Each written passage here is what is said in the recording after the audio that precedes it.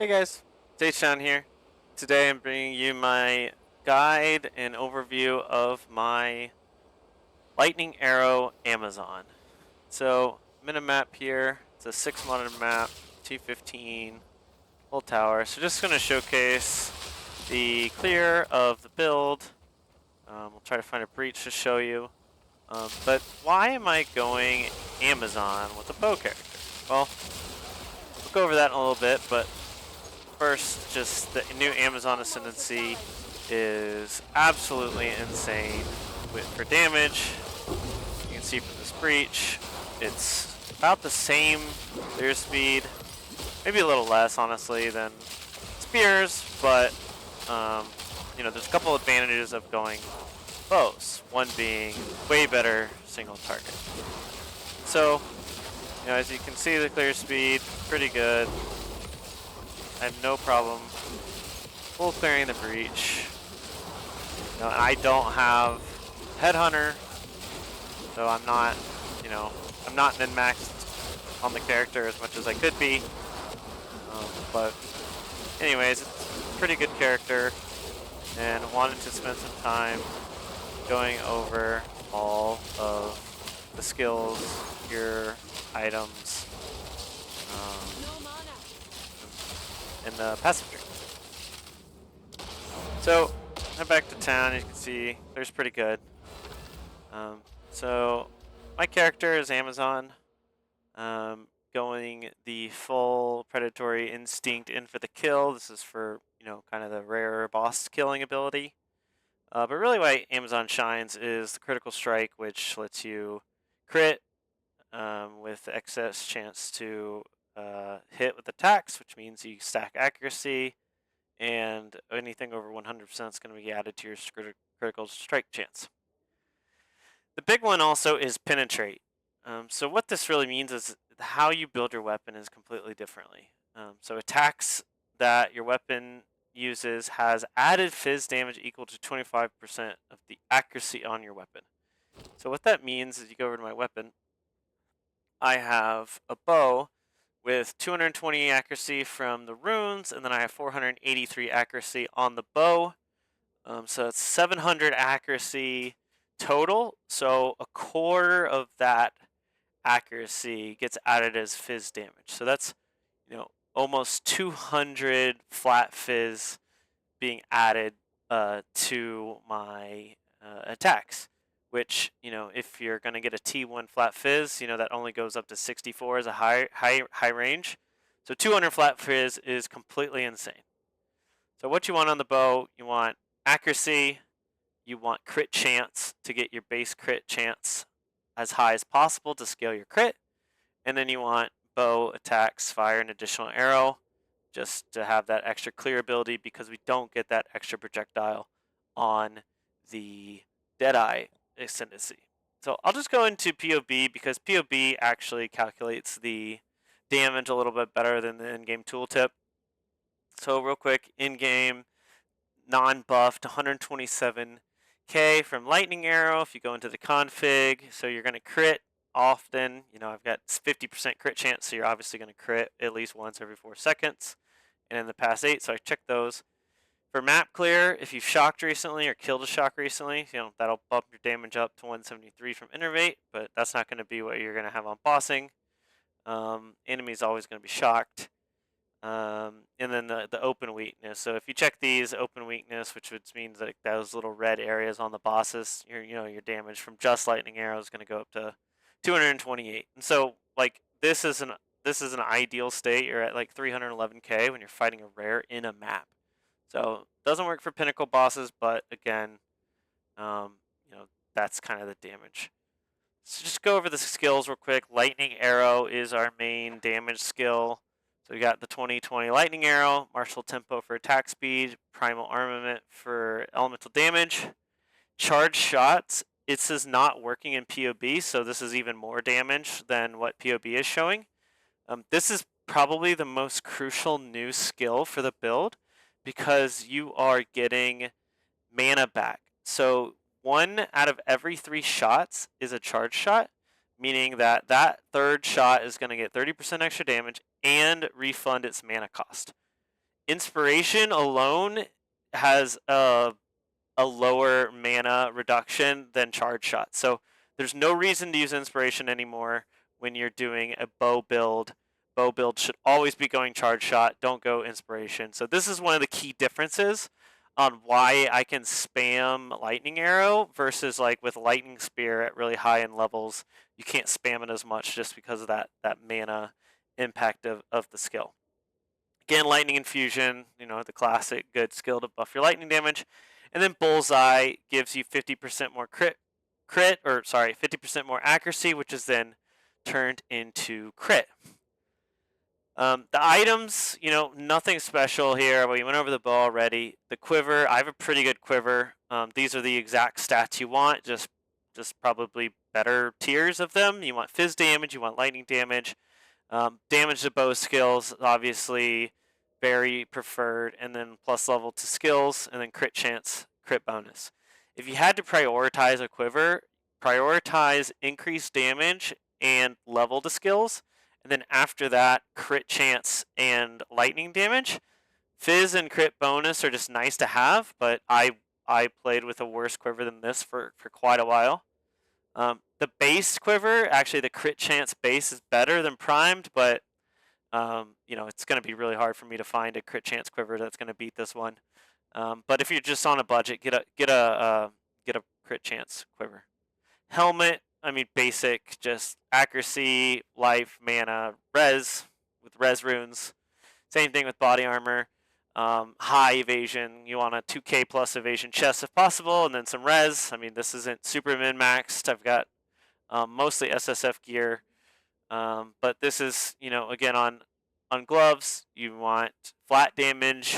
Life is always good to have. Crit damage bonus is really good to have. And then, res as well. Boots, I got these boots like day one. Move speed, some life, res. Amulet, really important here is spirit. You need spirit on amulet since we're not getting it on our chest. You need at least 40 spirit to run all the auras that we're running. Again, just variety of damage or defenses on your amulet as well. And then rings are some version of accuracy / flat attack damage, and then res on both rings. And then this belt is complete garbage. I need to replace it, but saving up for a headhunter now. With that, let's go to the tree. The tree is, pretty, kind of basic crit tree, pathing through the accuracy nodes. We're getting Pen here. The Fletcher, this did get nerfed, but it's still really strong. You see this one node is 12% damage just alone. Getting all these crit nodes, accuracy and crit, skill speed. You want to get sniper because you're going to be, when map clearing, at range a lot. So this actually really increases your crit chance, and you can play around in the config your distance from enemies there to kind of see how it is. Herald, this is a really good node. Again, more crit. You want to take this evasion nodes and then accuracy and quiver bonus. Pathing up, take this crit. This is really important to cap your lightning pin. Max lightning damage. Obviously, we're hitting with lightning damage a lot because of lightning arrow, and then you kind of path up here to crit. Jewels, I spent no more than this is a jewel I found off the ground. This is complete crap. I could probably replace it in 5 seconds if I went and did a live search for a jewel. Again, crit damage jewel. This is another one I just found off the ground. So I haven't been min-maxing. I haven't had a ton of time to play, but you can get better jewels easily. The big thing I did save up for, and I was looking at getting, was this From Nothing. And this From Nothing isn't necessary by any means, but it allows us to do a lot of good things with our build. So I'm using the Mind Over Matter From Nothing, which lets us allocate passives over here. I think this is one of the most underrated jewels in the game right now. There's a few listed for trade. I think they're still super underpriced for how much value you get out of them. So you can pick up All Natural here, which is 5 All Res, 30% LE damage. This is huge because it's duration of elemental ailments and magnitude, which obviously magnitude is good for your shocks. We cap our pin here. So again, if you go back to config and you look at pinnacle bosses, you can kind of hover over here. The pinnacle boss, the uber pinnacle boss, at least if this tooltip's right, honestly, correct me if I'm wrong, but if this tooltip is right, the uber pinnacle bosses are going to have 50% enemy resistance. So we're going to want 50% pen. So get as much pen here as you can. You should be capped from the tree, just from these two nodes and this pen node and this pen node down here. So that's why I'm not taking. As you can see, that third node gives me no damage increase, right? So this one gives me 3.3%. This one gives me basically 0 because I'm capped on pin. But the last but not least, this is what a lot of people are anointing on their amulet, but we can get it right here. This is a 10% DPS increase. If you've crit recently, it gives you 40% elemental damage. So that's really the skill tree. Last but not least, I think we'll continue to kind of go past lightning arrow to round it out. Lightning rod is going to be your single target. You're going lightning rod, mag, and conk effect just to do area damage, and then obviously when you do conk effect, it shrinks the areas, so you want that burst to overlap more, so you add in mag effect. Deliberation's really good. It's not working in POB, but it allows you to get 20% more damage. It has a move speed penalty, but that doesn't matter because we're using Roa. Elemental focus, we're shocking with lightning arrow, so we don't need to shock or apply any ailments with our lightning rods, so this is still really good.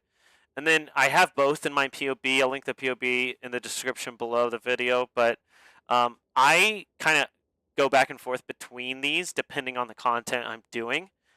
Some bosses at the end game, you're going to want to be close to them, so I'll run a close combat to increase my damage at close range. And then some bosses I've found that I just want to stand far away. Like Arbiter, you're going to have to go stand in those circles, while he's spamming his abilities. So you're going to be at range quite a bit when you can still hit the boss. So something like Long Shot would be good on that fight. Again, freezing salvos are third damaging ability. This is just going to spam on cooldown. Volt isn't working in POB either, but this is kind of, you're going to be running around and spamming it only on a 10-second cooldown. So you'll be able to generate full volt charges when you cast that. Again, we're kind of running out of supports here, but it's just extra damage ability. If I was going to 5-link or 6-link, I would add in Glaciation to get some better freeze, and then probably something like Cold Bite or some other cold skill, like +1 cold skills or something like that, just to round out the damage there. We're running a Herald, so here's our auras. We're running a Herald.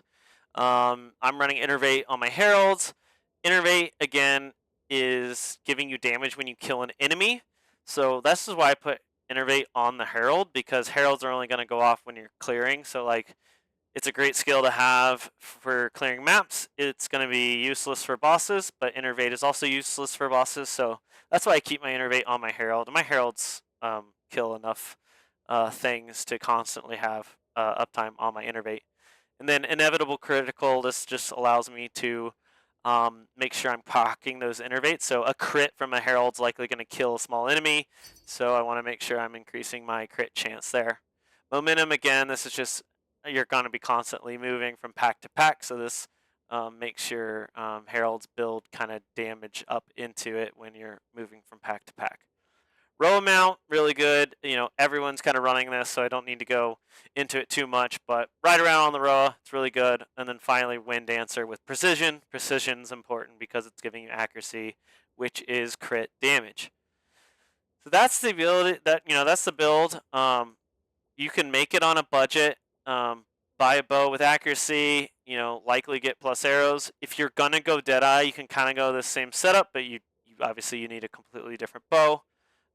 But Amazon is really good to get damage on a budget. Like, most of my gear is SSF. Obviously, I have a really good quiver and a decent bow. But everything else is pretty SSF, besides from the from nothing. So it's pretty great damage on a budget. So that's really it. I'm gonna upload this POB. Likely might make a guide if there's interest for it, but thanks for watching.